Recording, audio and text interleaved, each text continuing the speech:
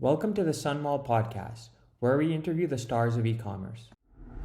So, welcome to the Sunmall podcast. We have Scout Brisson here today, who's the CEO of Diswa. And previously, she was at MIT and McKinsey, and also a couple of other things like M13 and Duo. So maybe you can talk about after MIT, you spent some time at McKinsey, and then you did a secondment at 13. Maybe you talk quickly about what that experience was like and how that got you into the e-commerce world and what you learned from that. Yeah, absolutely. When I was at McKinsey, I think a lot of people, especially since it was right out of undergrad, I took very much the explore and blank slate approach. So really wanted to try a whole bunch of different functions, different industries, and really found myself after a few consumer and e-commerce focused projects, just I guess the opposite of that was some like procurement and semiconductor industries. So just found myself naturally gravitating towards the consumer and e-com world. So I started thinking about what I wanted to do after that. Knew I wanted to get more entrepreneurial.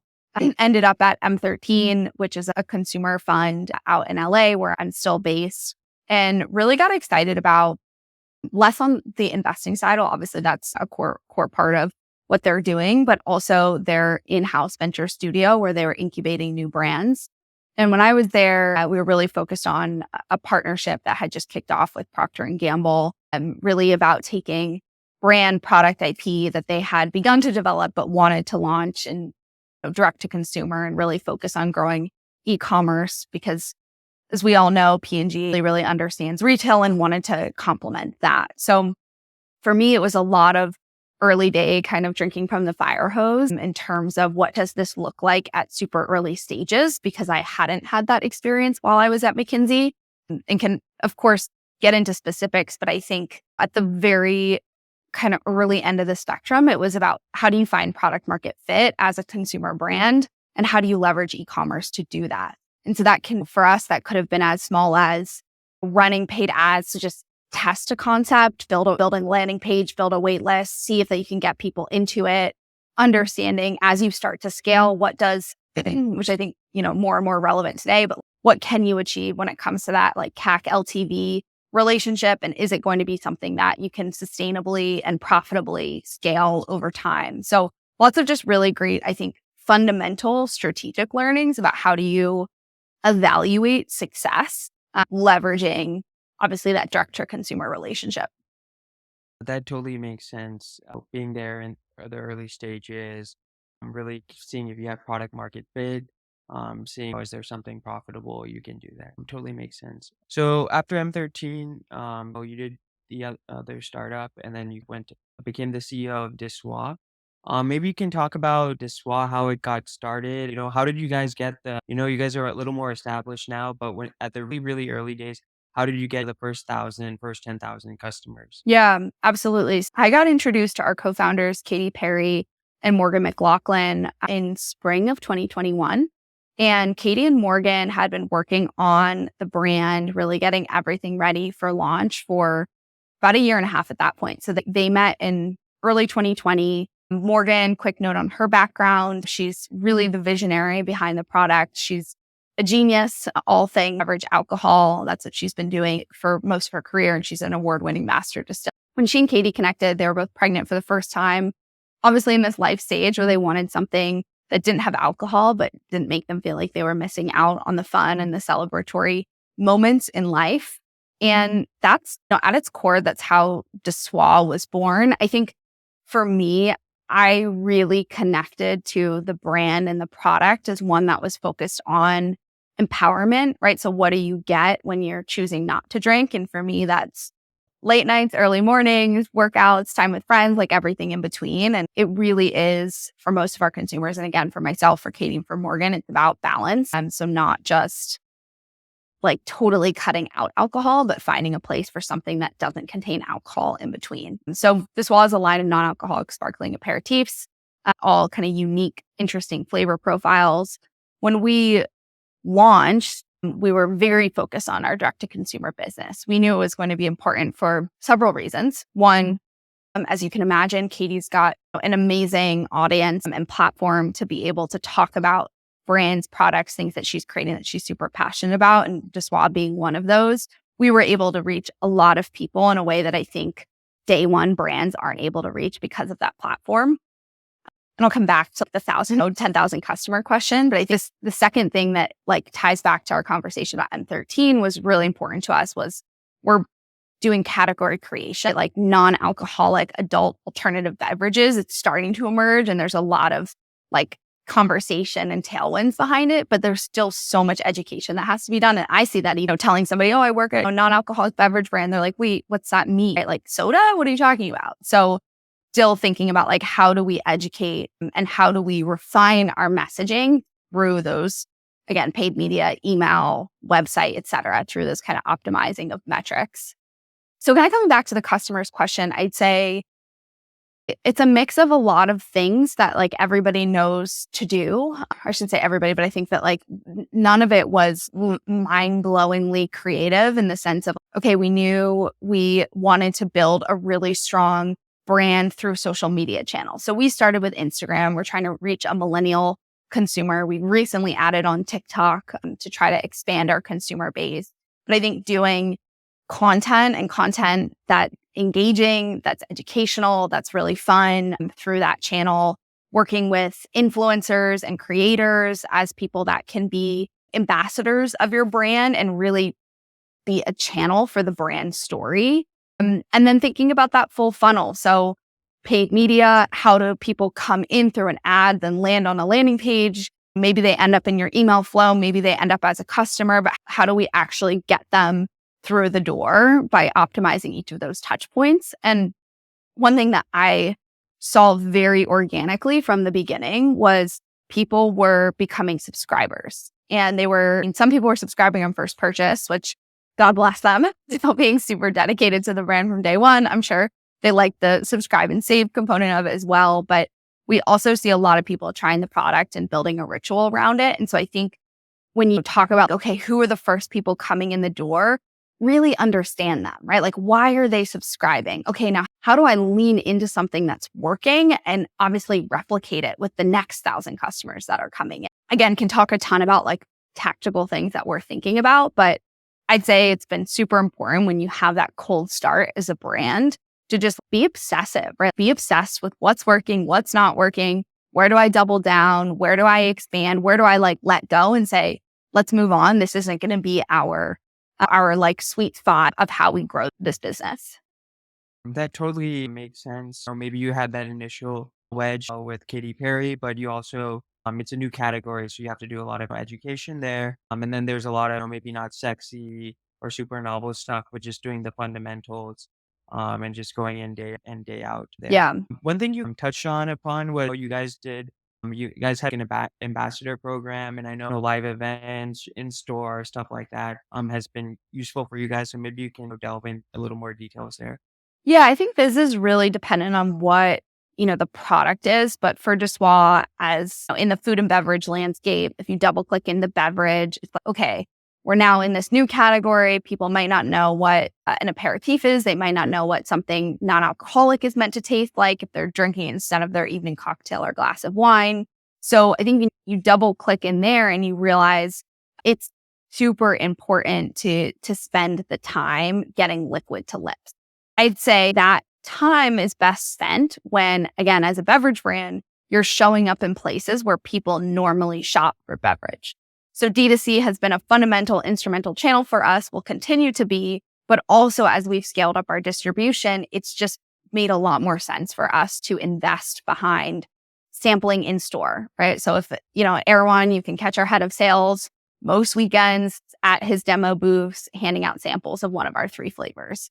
Also sponsoring events, right? So aligning ourselves with whether it's foundation, charity organizations, other brands that are throwing events, like really aligning ourselves where we expect our consumers to be and picking our target markets where we're building distribution to actually activate. Because I think that's one thing that early stage brands, I think, is the classic watch out of don't go too far too fast, because you do need to build in a lot of this activation and awareness that's like chipping away over time. That totally makes sense there. One thing backtracking was I think you said you're trying to build up Instagram was a big channel for you, and then are maybe looking into TikTok. So I guess any kind of tips on social media in general, and then how do you guys try to manage your own Instagram presence while also taking advantage of Katy Perry's social media distribution? Yeah, so I'd say on zooming out at a high level, I think what everybody is realizing with TikTok is that you want to be there when the timing is right. You need to create in a way that makes sense for the platform. So the type of content, the frequency of content, the volume, right, looks really different for TikTok than it does for Instagram. And we've by no means unlocked that channel yet. I think that's something that is certainly still a focus for us. But on the side of Instagram, I think it's really about how are you connecting as a brand and bringing your brand persona to life through that channel? So Katy is a really important part of Dessoir's story and is obviously foundational, when you think about it, our origin. But how are we building the brand as Dessoir, right? And what we stand for, and sharing content, whether it's just excitement about a new store launch or a partnership that we're doing, or just sharing, like, we lean into a lot this idea of like female empowerment, right? Like just sharing like really engaging, funny meme content that speaks to that. And so I think it's just like finding those threads that, again, make somebody feel like they're following a friend or an influencer versus following a brand, and then having a little bit more holistic than like just pushing out product or just pushing out product. I think the other thing I would add too is like figuring out what is useful. So for instance, with Dessoir, like we have a lot of reels on Instagram that are different.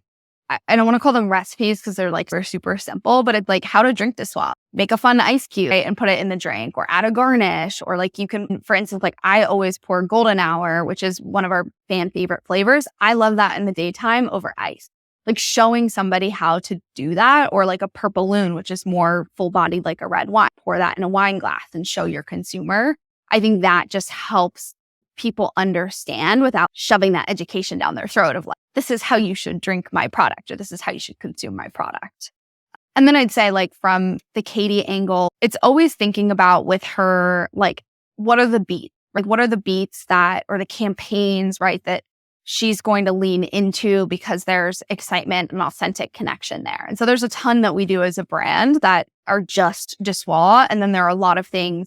For example, in Dry January, we did a big partnership with Brisson, which is a non-alc bottle shop with locations across the country. They're one of the leading retailers in the space.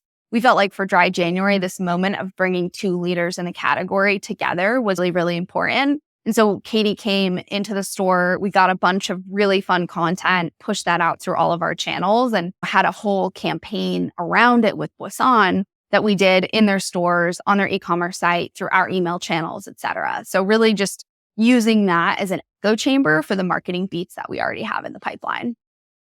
That totally makes sense. Really having organic content for whatever channel you're using, rather in Instagram or TikTok, trying to break the brand as personable as possible, and then also utilizing partnerships. All of that's really clever. So one thing is that obviously earned social is good. Sometimes you have to use paid in advertising. So how do you guys think about advertising? And then also you guys aren't just D2C, like you mentioned.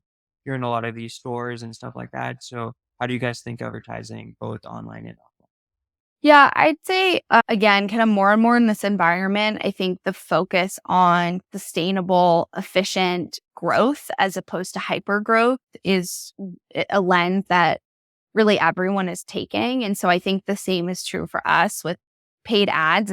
They're an opportunity to reach people, right? That like in a very targeted fashion with very targeted messaging, and then flow those learnings through every other touch point that we have. And I'll give a very tangible example, but it's like we can test messaging, for instance. Like we have two stills that perform super well, and one has one message on it and the other has the other. And then you can take the message that performs, put that in your email flows, use that as your tagline on your landing page, and then also bring that to your point of sale material on store that sits on that shelf talker. And so I think for us, it's really about What are we doing on the paid online side to drive profitable growth, get people into that subscription program where customer lifetime value is very strong, and then take those learnings and just be able to juice up anything else that we're doing. When it comes to what are we doing for kind of in-store advertising or being able to drive purchase in store, this is where I think it's a similar conversation to we were having before of there's a bunch of not so sexy stuff that you do, and that's the demos and the sampling to support the accounts and introduce people to the product and give them a chance to try it, experience it. I always think of it as the like hook me moment in store. And again, we have this amazing opportunity with a very recognizable person at the forefront of our brand to be able to have that hook me moment with these beautiful in-store can displays that we have. And Katie's holding her favorite flavor, Purple Loon, on those displays. Those pieces. And then you always are thinking about, again, stopping somebody in their tracks. And that often comes through promotional activity, right? So a lot of the work that we do with our retail partners is thinking about promotional calendars and what are the right beats that take Dry January and holiday, for instance, which is a big time of year for us. Like, how do we get people to sample and come into the brand at that point of time, knowing that we'll get them when the product is $1 or $2 off, and then keep them as a customer for the rest of the year. Really good points there. I really like the learning there where you can use the advertising not only to drive traffic, but also as a way to see which kind of descriptions or copy performs better. And you can use that for the rest of your site or also offline. Um, so one thing I noticed is for the in-store experiences, you guys are not only in just local stores, but you're also, I think, on GoPuff and you're also these like fancy Vegas hotels. So how do you think about places to launch for your product? Yeah, I'd say it's a combination of things. We definitely always lead with where is our consumer, right? Like, how do they want to get our product, and how do we make sure that our product is going to be a part of that experience? Obviously, we're not everywhere by any means that we want to be or where our consumer is. There's so much work to do. But I think that as a guiding principle has helped us say yes to the right opportunities at the right time and say not yet for other opportunities. I think the places that are probably hardest to reach, that there is a real demand today as just hard to reach because we're just early on in our life cycle, is the on-premise. So the bars, hotels, restaurants, particularly restaurants. I'd say that is quickly emerging, and a lot of restaurants are building out really sophisticated non-alc sections on their menus. But I see that like just anecdotally and from our consumer feedback, constantly having the conversation of people saying, yeah, I'm fine at home. Like, I've come up with a great non-alc cocktail, or I can just pour de Swan in a glass. But when I'm out and I want something sophisticated, like, what can I have? And I personally just find myself, I order a glass of Sauvignon Blanc and that's great, but maybe isn't actually what I want in that moment. And so just having an alternative, I think it's super important, and something that will take a more tedious build and approach for us over time. But I think the example, I was just talking to somebody about this the other day, but the example of GoPuff as a channel, that's been an amazing and really exciting one for us because it's e-commerce native as well. So we get to really partner with them, I think, in creative and unique ways that take, for instance, like you can really easily activate a sweepstake. And that's something that, again, you can do in store, but you've got to have physical packaging with the sweepstakes QR code on it. That's just a heavier lift than being able to turn something on digitally overnight. So I see modern kind of innovative players like that, or Brisson and their e-commerce presence, is just gives us a lot more kind of room to play, if you will, with what we can do in our own D2C channel. That totally makes sense with GoPuff. Their e-commerce native. There's a lot more kind of advertising or promotions and stuff like that you can through the channel, and then just trying to meet your customers where they are. That's a kind of good overall framework there. Pretty much everyone would want to get into a lot of these common stores, retailers, stuff like that. So any kind of tips or strategies to try to get into a lot of these places? My biggest tip is to stay persistent. Like, the number of times that myself or head of sales have emailed somebody and added them on LinkedIn and then messaged them on LinkedIn and then done it all over again, it's too many times to count. And I think I don't know if everybody feels this way. Maybe some people don't, but like, I'm always so sensitive. Like, I don't want to annoy people. I don't want to bug them. But the reality is like, the people that you are trying to get in touch with, like they're constantly getting a flood of communication. And so I stay creative, reach out to them through any means necessary. And like we've gone through warm introductions and connections. We've gone through LinkedIn. We've gone through, our distributors, through now we're adding brokers, right? Like we are really taking a multi-channel approach to just get in touch with people and to drive those conversations forward. And I think it's a game of persistence. And I think that's one where founders and entrepreneurs, like you've got to have that special kind of grit to do it. And I think carry that trait proudly and wear it very proudly and just go after it. That totally makes sense. Yeah. You got to be really persistent and double email, triple email, different channel. That totally makes sense. And anecdotally, I'm much more open to cold messaging now because I've done so much cold messaging I was going to myself. say, I'm sure. Yeah. Like I give a lot of credit to the people who do that for their job. And I was probably not cut out to be a salesperson, but I've learned a lot through doing it. Yeah, for sure. Yeah. So that makes sense there.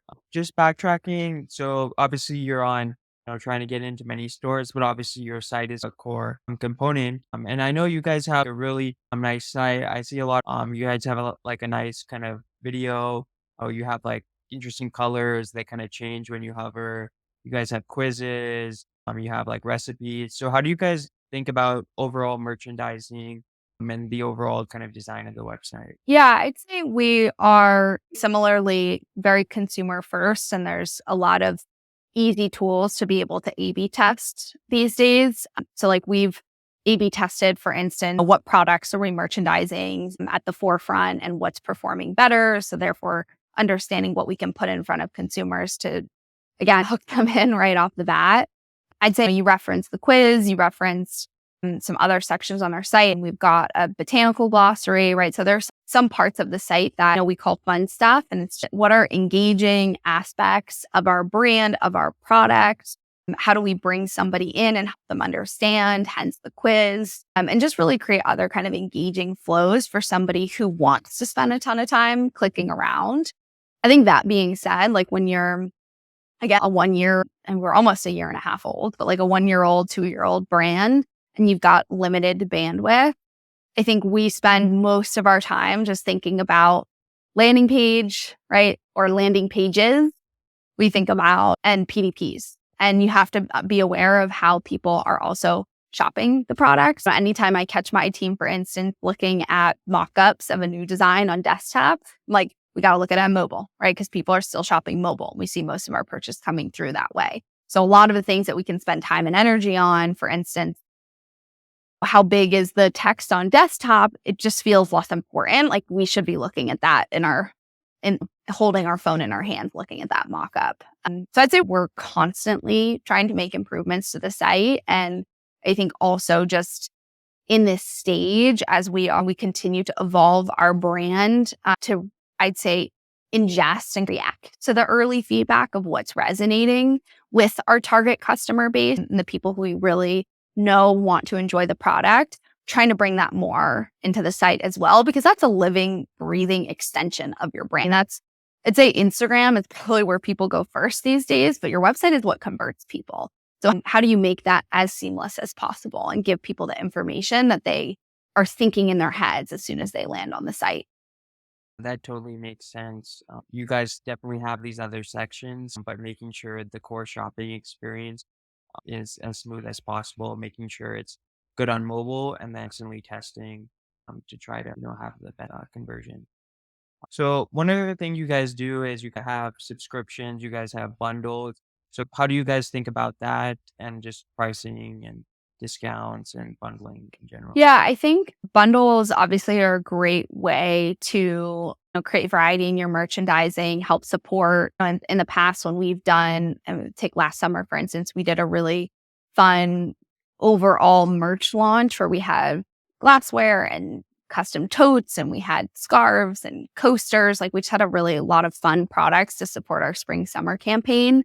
And bundling gave us great call it like gift sets for somebody to send to a friend. That would like a bottle paired with glassware, or the picnic set of, okay, throw cans in a tote and take them to the beach. I think that has really helped us to just create different variety and kind of interesting things for consumers to engage with. I think that incentivizing customers to basically buy more product, especially if they're already a fan of the brand, just creates opportunity. If I'm sitting on a lot of Dessois, I'm more apt to like bring it, share it with my friends, right? Get it out to everybody I know. And so we want to reward customers who are upgrading into those bundles, right? So you see that there are discounts at each different kind of tier of volume that somebody is buying.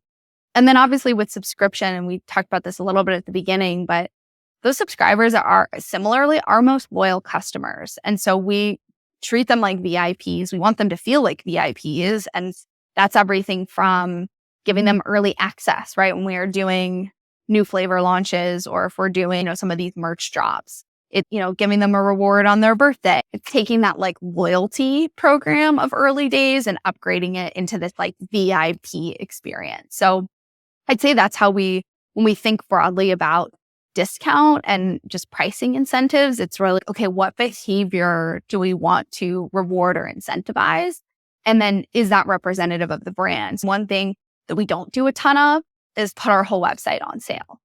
We're a premium brand. We're in our early stages, and that would be very degrading to the overall positioning for us. And so we've avoided that to date.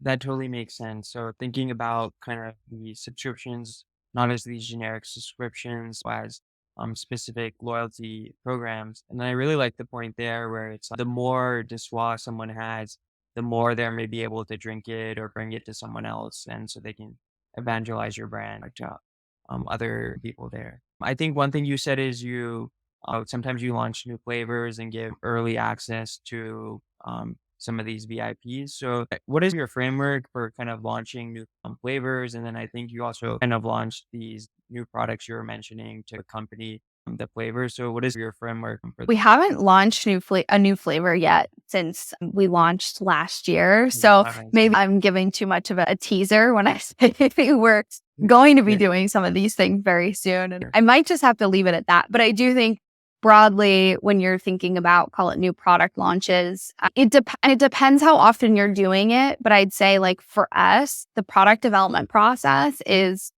time consuming and resource intensive enough that like our marketing team sees it like we have to maximize every chance that we get to leverage this new product to do two things, right?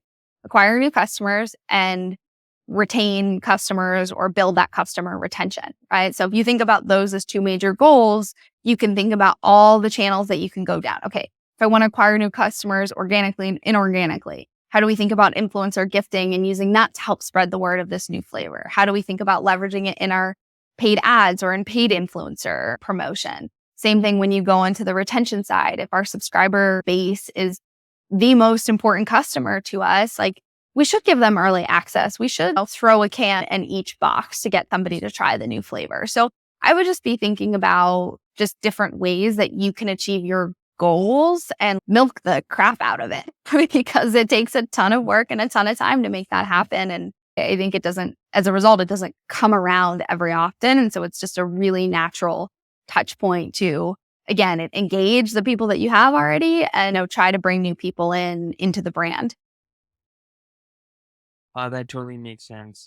It's not about, I'm just not launching a new flavor for the fun of it, right? I either need to get new users or make my existing users happy. So that kind of mental model is really useful there.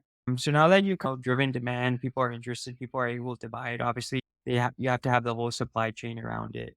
So maybe you can talk about the supply chain and maybe just really talk about any tips, getting it off the ground in the early days. Yeah, I'd say that in general, ops, I think, is a firefighting function, right? And building a supply chain, I think today maybe it's a little less precarious than it was 2 years ago, but I think there's still precariousness that everyone's experiencing, whether it's inflation and the impact on shipping label costs and overall freight, or I'd say we Yeah, less so now. I mean, coming up to launch, part of the challenge was just, can we get product made, right? Can we get glass? Can we get canned? Everybody was experiencing these supply chain woes. So I'd say do your diligence on your partners, especially co-manufacturers. They are an absolute essential kind of funnel, right, for your vision and what's coming out on the other end. And we still go to every single production run. Someone from our team is always there. And it's not to say that we have amazing partners, but it's still really important for us to have that kind of hands-on approach. And then I think just making sure that to the extent that you can, you're building in redundancy and you're constantly looking for opportunities to expand your margin. And I'd say the more structured about it you can be, the better. And so we typically identify opportunities up front, and then, we're pursuing those over a period of time. And then it takes time to implement it because you have to wait until the next production run to really fit those through. But I think let's say you vet one vendor for your secondary packaging and you get one price, go vet 5 more, go get 5 recommendations or referrals. And it's time consuming and it's tedious, but I think that redundancy and that kind of attention to detail has helped us offset some of these other just rising costs or supply chain challenges that nobody could have been anticipated. Makes sense. So really doing your research, not just going with the first person you find, but really checking out many people, building redundancies, and then also still being hands-on. Really like the point of you guys have like some person on your team checking in on all of these major runs to just make sure everything's perfect. So speaking of team, it's not just you. So how did you think about growing the team and kind of managing the team as the brand scales? Yeah, absolutely. I think in early days, the more that you can start contracting or getting freelance support or agency support, I think the better. It's challenging in its own right to not have somebody full-time dedicated, but I've also seen that you get a lot more kind of like hand on things, especially through the agency route, and usually at the same cost or less what you can do from a full-time hire. And I think doing so also helps you understand what are gaps that you really have in terms of, oh my gosh, I'm always spending time, for instance, managing our marketing campaigns. I really need somebody focused on brand marketing fully on the team to manage all of these pieces. And so I think constantly just as being in this role, you're trying to think 5 steps ahead of like, where am I spending my time and what do I need to solve for? Also, again, especially more than ever in this environment, staying super lean, super scrappy, doing things very cost effectively. So for us as an omnichannel brand, we have core functions really covered across the e-commerce side of the business as well as the wholesale side of the business. And making sure that those people on my team feel really supported. So that I think a great example of that is like sales, as like our sales channel has grown and expanded. There was a lot of support that was just needed on the administrative side of the business.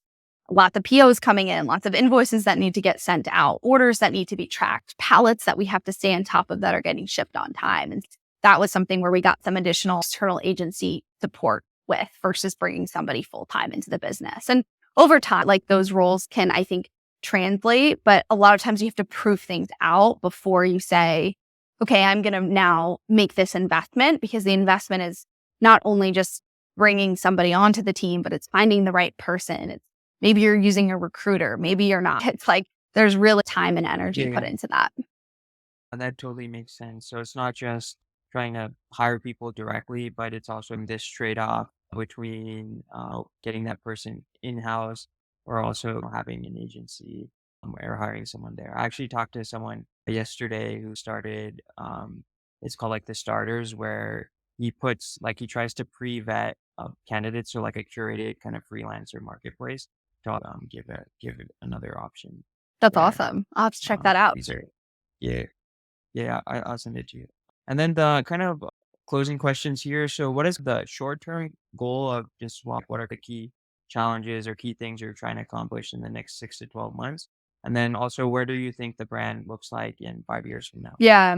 I mean, I'll start from the 5-year question because it's fun to be visionary, but I think we're really excited to be at the forefront of this movement. And I think this is where I get to talk about something I'm boldly passionate about, which is just non-alc as a category and the idea of having more options at the table and being more inclusive to more people. And I think we are every day. I can't believe how fast this is growing and how many more people know about products like Dessoir and brands like Dessoir. But it really is not far off. I think that every wedding you go to or every bachelorette party that I'm on is going to have some other option to just be more inclusive. And I think that is something that is just really driven by people looking after their holistic well-being. And I say holistic because a lot of it is obviously this idea of health and wellness, but that's also mental too. And the whole notion of the sober curious movement was really born from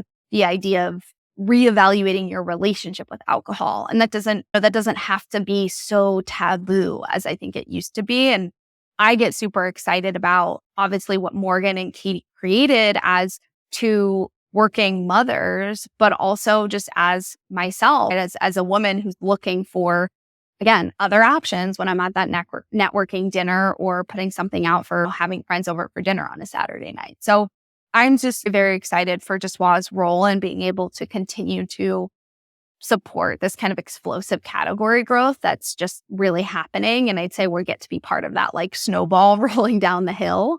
I think in the short term, like the how you get there is, I think it's like taking your like 2-pound weights and doing 100 bicep curl, right? Like it is really the like small little lifts because the day to day is as granular as, again, me and our head of sales, Ryan, sending the email, checking in with the buyer, pushing our distributor to do a little bit more. And I think those little tiny lifts are really what add up over time to get you to that vision.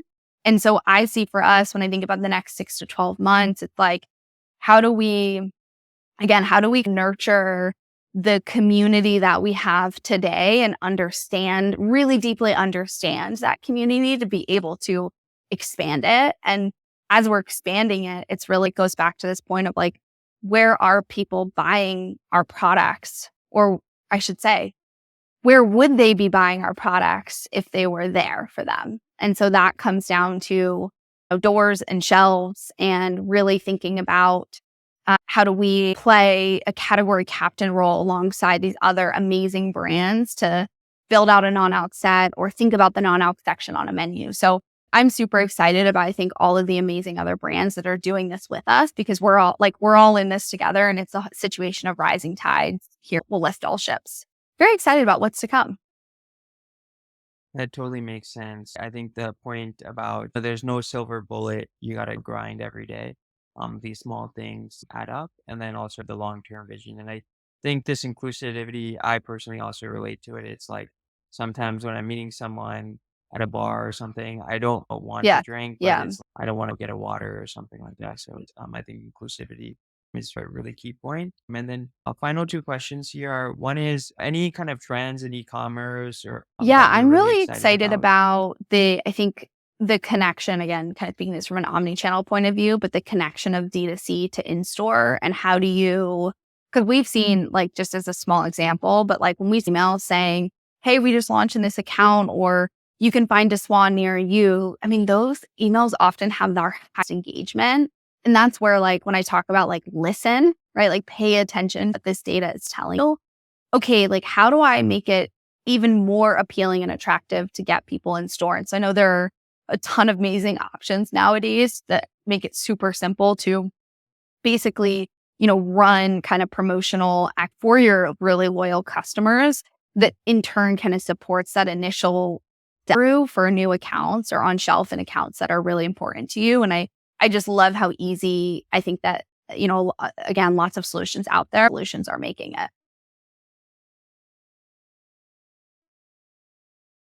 Totally makes sense. How do you best utilize the omni-channel experience there? And then final question is, what's the favorite recent purchase or some brand you bought from recently where you really like the shopping Good question. experience other than Diswa? I'm really obsessed with hip peas right now. I don't know if you've tried them, but our team like goes through these like snack fixations, and that was one that I recently ordered.